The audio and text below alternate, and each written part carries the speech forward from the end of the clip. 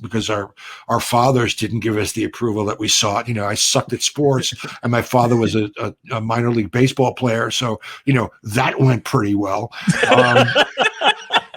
And so you put yourself in a position where you're looking for that approval every night. You force yourself into the situation where you're confronting this, this lack that you have in your personality, and you do it every night. And it does fuck with a lot of people. There are I know a lot of friends that I either lost to coke or to suicide because they couldn't deal with that part of the business. Right.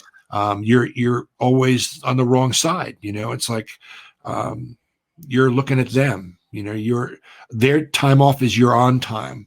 It's you work when it's their leisure time. It's just it's a different it's a different world. And so it's not it's not for the faint of heart. That's for sure. No, especially like people don't understand. Like I remember, it's one of the weirdest things to me, and I remember thinking of it when I was starting out. Is like you bum, it's hit and miss, and the nights when you're young and you're starting out and you bomb, you don't wrap around the concept that it's one night. Like it's like, oh my God, 200 people just fucking hated me. Mm-hmm. And Mm-hmm.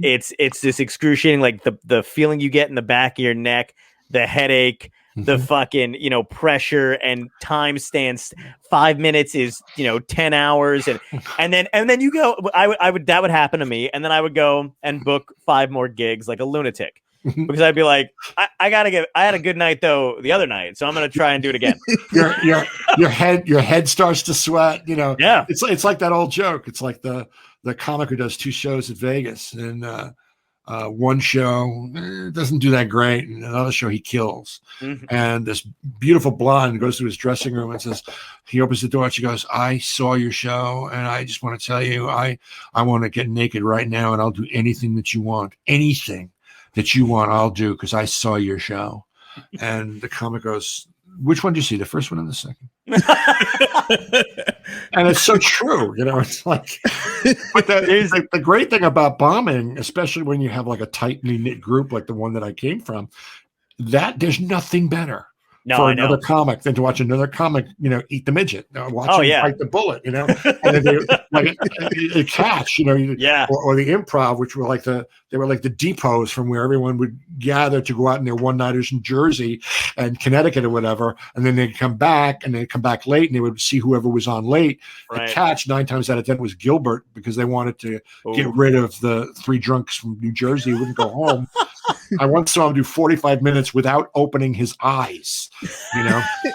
I went to Africa lately. It's all black there now. But we'd be in the back of this club and just hurting ourselves, laughing so hard. And, holy shit!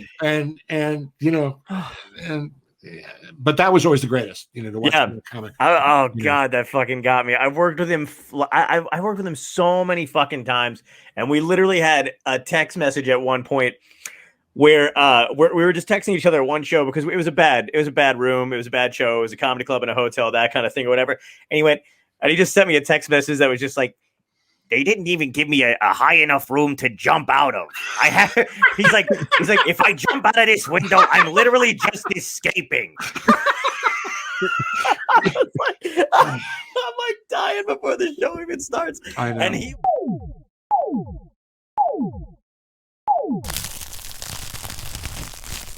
Dystopia tonight.